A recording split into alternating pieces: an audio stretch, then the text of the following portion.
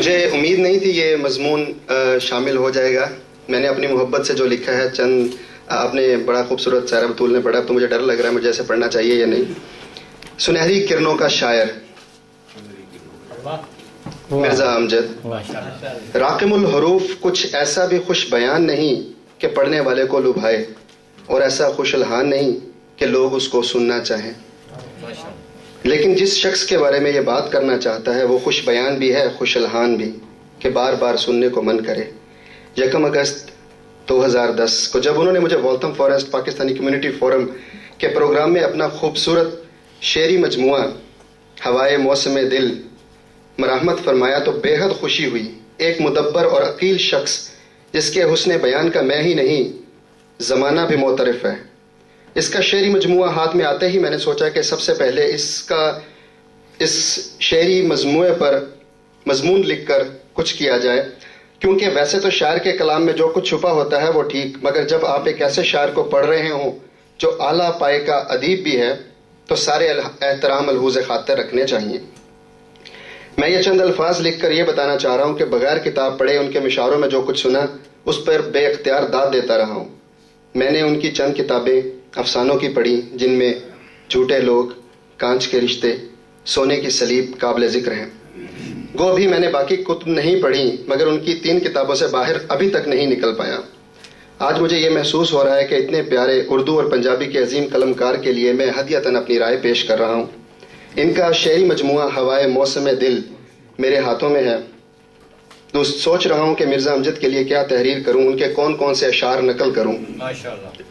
ہر نئے آنے والے شاعر یا ادیب کو پرانے شعراء یا ادیب اچھی نظر سے نہیں دیکھتے، ان کی پذیرائی کرنے میں بخل سے کام لیتے ہیں، مگر مرزا امجد کا معاملہ اس کے انتہائی برعکس ہے. بے حد محبت، چاہ، دل لگی، ان کی حوصلہ افزائی کرنا، کئی مرتبہ قربانی کی رسم ادا کرتے ہوئے خود اپنا وقت بھی مہمانوں کو دے دیتے ہیں. اکیلے تنہا پروگرام منعقد کرتے رہے، ان کی تصاویر لیتے، ویڈیو بناتے رہے، گھنٹوں صرف کر کے انہیں یوٹیوب پر بھیجتے رہے تاکہ پوری دنیا دیکھ سکے. احباب کو اخبارات رسال کرتے رہے، ان کی کتب پر مضامین لکھ کر نہ صرف ان کو بھیجتے رہے بلکہ اخبارات کی بھی زینت بناتے رہے. سمجھ نہیں آ رہی کہ امجد مرزا کی تعریف پہ کچھ لکھوں یا ان کی شاعری پر.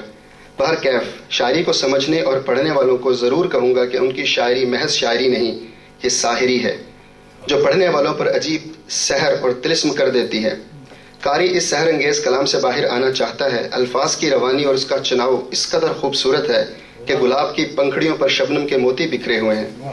حساس کی ایک تیز چبھن ان کی شاعری کا خاصہ ہے. لکھتے ہیں اس دشت بے کرام دل رہ شناس نے، اس دشت بے کرام دل رہ شناس نے مجھ کو دکھا کے راستہ حیران کر دیا تھا جو خدائے وقت اسی شخص نے مجھے دے کر خدا کا واسطہ حیران کر دیا.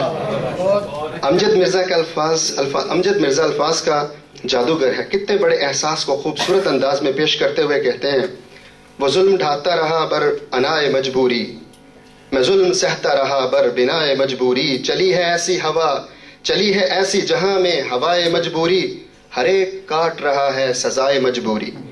امجد مرزا کی شاعری میں ایک سچ ہے جسے الفاظ میں یوں کہتے ہیں نہ بھولے گا ہمیں ہرگز زمانہ، ہم اپنی عہد کی وہ داستاں ہیں. امجد صاحب کی شاعری اور اردو ادب ایک خوبصورت اضافہ ہے. بہت مدت سے امجد مرزا کو جانتا ہوں لیکن یہ مجھے بہت کم مدت سے جانتے ہیں. میں اخبارات میں ان کے مضامین اور اشعار پڑھتا رہتا تھا. پردیس میں رہتے ہوئے میرے اس دوست نے جس قدر اردو اور ماں بولی پنجابی کی خدمت کی ہے واقعی قابل تحسین ہے. ایسے خوبصورت الفاظ میں درد کی شدت کو بیان کیا ہے کہ بے ساختہ منہ سے واہ نکلتا ہے. اسی لیے امجد مرزا کہتے ہیں پھول کی چاہت نے زخمی کر دیا، ہو نہیں سکتا گلا کچھ خار سے، عشق بھی ہے عشق بھی ہے عشق بھی ہے ایک جوا امجد میاں، سب فتح پاتے ہیں اس میں ہار سے. امجد مرزا امجد کے سینے میں ملک و قوم سے جس قدر پیار بھرا ہوا ہے. ناچیز نے کئی مرتبہ ان کے گھر جا کر جب بھی ان سے ملک و قوم کا تذکرہ کیا تو وہ بے چین ہو جاتے ہیں، آنکھوں سے اشک رواں ہوتے ہیں. میں نے اس قدر پرخلوص لوگ بہت کم دیکھے ہیں. اضطرابی لمحات میں اضطرابی رنگ میں لمحات ہیں، لوگ زیر سایہ آفات ہیں. جو کبھی خوشحال تھا محتاج ہے، کس وطن کی آپ کرتے بات ہیں. کیا دکھائیں گے وہ چہرہ قوم کو، خون میں رنگین جن کے ہاتھ ہیں. اور درد صرف ملک و قوم کے لیے نہیں بلکہ اس میں عشق کا درد بھی شامل ہے. وہ عشق جو خالص ہے، جو عشق جو پائیدار ہے. اس کی ابتدا ہی میں امجد صاحب نے 2 حمدیں اور 2 نعتیں لکھی ہیں. حمد میں ان کا احساس ہے، بندگی ہم کو سکھاتا ہے وہی عاشق قرآن. عاشق قرآن کرتا ہے خدا، کلمہ توحید بخشا ہے ہمیں، دیکھیے احسان کرتا ہے خدا.